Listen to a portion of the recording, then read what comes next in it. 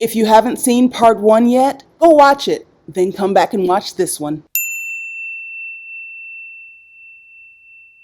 After I spent a month in Acapulco in 2021, I went to the airport and I ran into this sister. I can't think of what her name is now. We follow each other on Instagram, but she doesn't post anything, has it for a long time. But she's from Delaware. She's either a psychiatrist or a psychologist. I think she's a psychiatrist. And we got into this conversation. Just, I was like, hey, sister, like another black woman. I haven't seen a black woman in a month. I haven't seen anybody black in a month. And we just sat next to each other and started talking. And it turns out she had recently gone through breast cancer treatment also. And so she was sharing some information with me.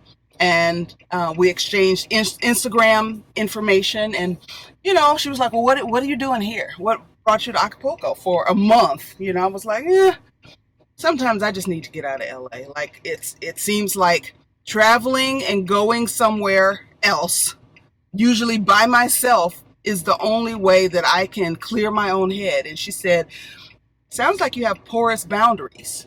And I was like, like not really with an attitude like, girl, why are you gonna tell me about me? You know me, 5 minutes, blah, blah, blah.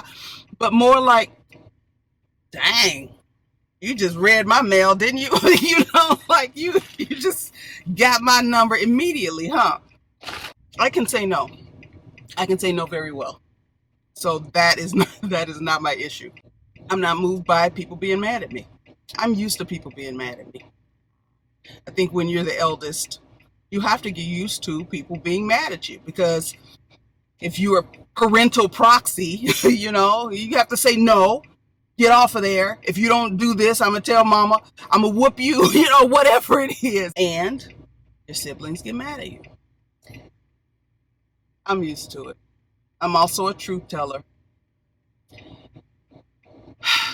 I recognize the truth because I can feel what's true and I can feel what ain't true. I don't always say it because not everybody's ready to receive it.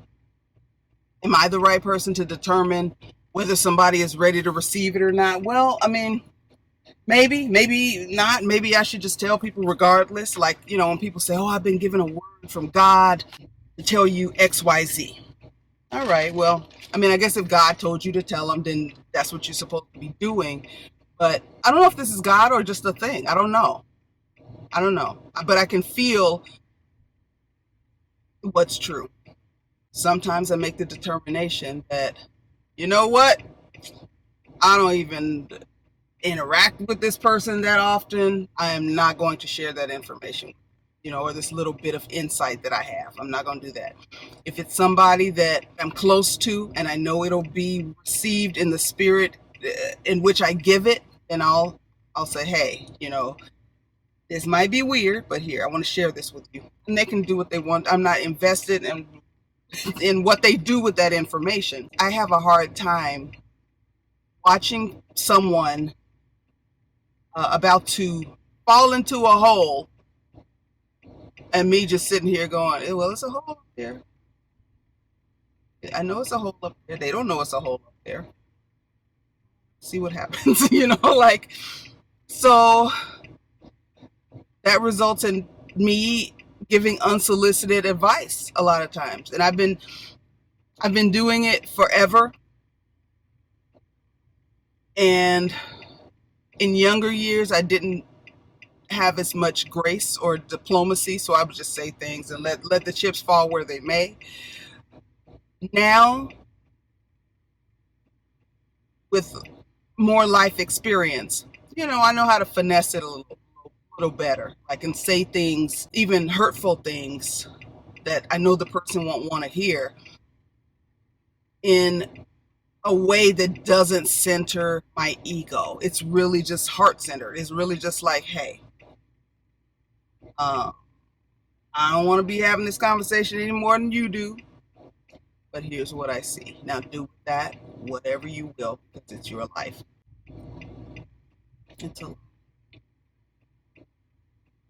Is it possible to care about everybody?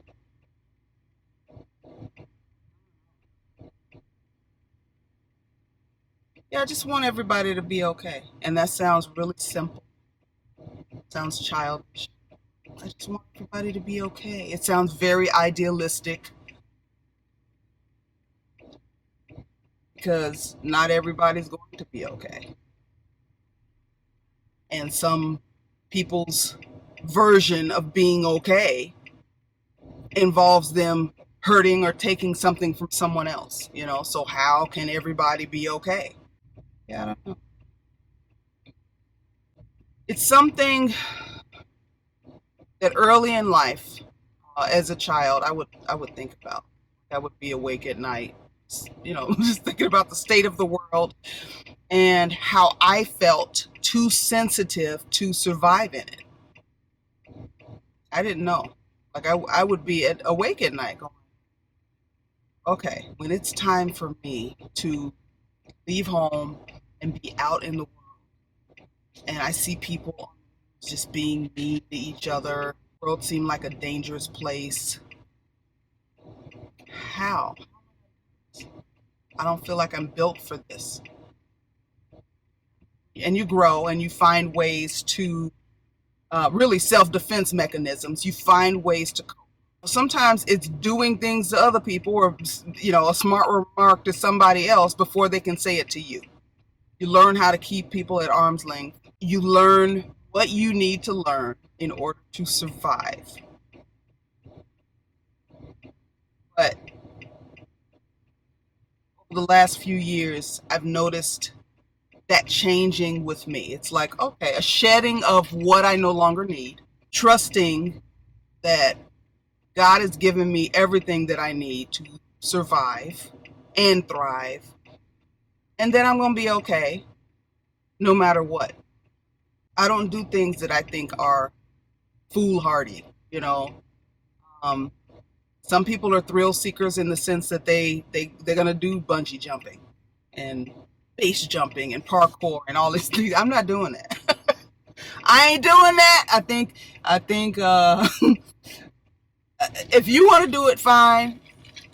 I think I would maim myself, not even kill myself, maim, which is probably worse than dying, you know, like, okay, well, yeah, she technically still here, but is she really still here? No, thank you. I enjoy traveling. And people will say, oh my goodness, you're going, and people have said, oh, you're going to Mexico? Oh my God, the cartel. You live in Detroit. You know what I'm saying? Like, what are you talking about? Like, you live in the city of Chicago. Why are you telling me about what place is unsafe? You figure out where to go. You figure out where not to go. Don't be out on the street buying drugs. You know, I have no business with the cartel. They're not going to get no money for for kidnapping me, because the U.S. does not care about black women by and large. You know, now if I was a blue-eyed blonde white woman, young white woman at that, and oh yeah, there may be some repercussions, but the cartel, how about the corner boys? We ain't worried about them. So people will say things, you know, according to their level of comfort with risk. I'm from a big city, you know, and I live in a big city now, and I know how to conduct myself in a big city, and I just do the best that I can, just like I do here, you know. I didn't know that when I first started traveling. I made some stupid mistakes. I'm not making those same mistakes. I'm not doing that. I don't even know how I got back on travel. All roads lead to travel. Don't you know that? I didn't even know I was going to talk about this today. I thought I was going to talk about my trip home. But what I can do and what I will do is show you probably a compilation of the different things that I did while I was at home. Different things I did, different people that I saw. Buying property in Chicagoland area is a consideration of mine, but I would not be there in the winter. Literally, if I ain't there by Thanksgiving, you're not gonna see me till like mid to late May, and that's pushing it, because sometimes it snows in mid-May in Chicago, and I just no thank you, no.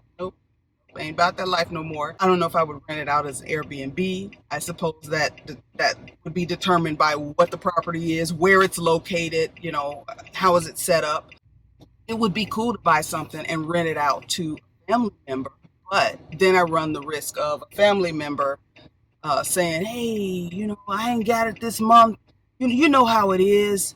Yeah, I know how it is. I know my mortgage got to get paid, and you're supposed to pay, you know, pay for it in your rent, and you're not doing that. So now I'm paying for where I live, and I'm paying for where you live, and that's unacceptable. So I don't know. I don't know if I can rent to family. Business is business, you know. As with most things, we're going to find out together. Listen, the whole time I was in Chicago, you can't see my hair right now, really. Got this little bang situation going on. But the whole time I was in Chicago, I got so many compliments on my hair. I was shocked. My hair and those big glasses that I wear. And honestly, I had been thinking, okay, these glasses, you know those glasses that I've been wearing, the big square ones. These glasses, I love them. I don't know if they go with this hair. They match in color, but they seem kind of overwhelming. Like, it's like, I ain't got no hair. It's orange-ish. We'll get to that in a minute. And I got these big glasses on. I don't want to look like a caricature of myself. But I got so many compliments on my hair. And here comes somebody else. And there's a lot of people.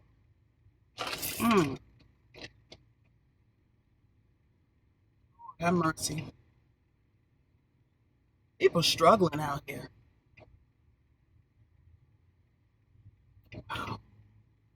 People struggling. As I was saying about hair and glasses, I got compliments on my glasses. I got compliments after compliment after compliment about my hair. And I honestly, every time I look at it, I go, it's still a little too orange. But I got so many compliments. So I'm like, am I just not? What am I seeing? Like, I don't know. It doesn't look quite honey blonde to me. Oh, I got hat hair. It doesn't quite look honey blonde to me. It still looks orangey. And I don't want that orange in there. So I guess ain't nothing y'all can say. Y'all already told me you liked it. I know Treese is going to get on my case. She's going to be like, sis, we told you already. Leave your hair alone. So, I don't know. I've been playing with the idea of doing a bleach bath, or what do they call it? A soap cap, which is like a gentle way to lift it a little bit more. Because I want it. You see the lighter color in there? You see the roots too, don't you? Dang, it grows fast. Look at that. Look at this. My hair's been dyed for like 2.5 weeks. And look at that. Wow. This lighter color is how I would like all of it to be.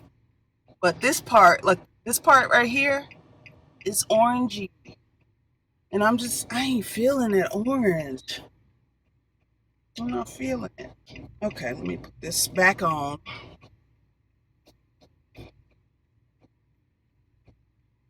And I just been talking about all kind of stuff today. I'm gonna go home. I have pulled over to the side of the road. I'm gonna go home now and clean my refrigerator because I opened it and it smelled like somebody died in there. Like, not something, smells like somebody, a dead body is gonna be in my refrigerator. And I can't live like that. So I'm gonna go home and clean it out. I need to clean out the freezer too. I gotta do better. I have to do better. Things go into the freezer and they never come out. So I'm sure I have things in the freezer that have been in there since before the pandemic began that I have to throw away because after a while it gets like freezer burn or ice crystals on the inside. How long can you keep stuff in the freezer? How long? It can't be forever, can it? It can't be. I just know if I cook some of this stuff, I'm going to be very disappointed because it's going to taste like it's been in the freezer for 3 years, which it has. It's wasteful and it's going to hurt my heart. I've had to do this before. I got to do better. It's a waste of money. It's a waste of resources. And I am disgusted with myself whenever I have to do it. So I'm going to go home and clean out this funky refrigerator. I don't know what's in there. I'm scared. I'm scared to find out. I opened the fridge. So here's the deal. I usually clean out the fridge from all fresh foods or anything that can spoil, smell bad before I leave to go anywhere. I did not do that before I went to Playa del Carmen in May. Okay? May. I got back and I instantly got really, really busy. So I didn't do it before I left for Chicago at the beginning of July. It is now, what's today? July 22nd. So whatever's in there, funking up the refrigerator, has been in there at least since May. I am disgusted with myself. It's trifling. It's wasteful. I don't need you to leave those comments in the comment section because I know, but it's got to go today because I ain't no heathen, despite what the evidence says. All right, I'm going to let you go. I'm going to show you things that I did in Chicago, stuff I ate in Chicago, yes, all the things. And then I have, today's the 22nd. Goodness. I have a little over a week to do whatever I need to do here, pack up again, and get up out of here.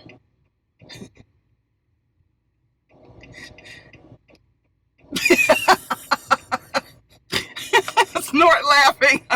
I will see you again soon. Thank you for watching till the end. If you like nonsense, subscribe to my channel. If you don't, I don't know what to tell you because there's plenty of nonsense over here. There's some seriousness too, but you know, if you don't laugh at life, if you don't laugh at yourself, how can you really enjoy life? All right, I'm out.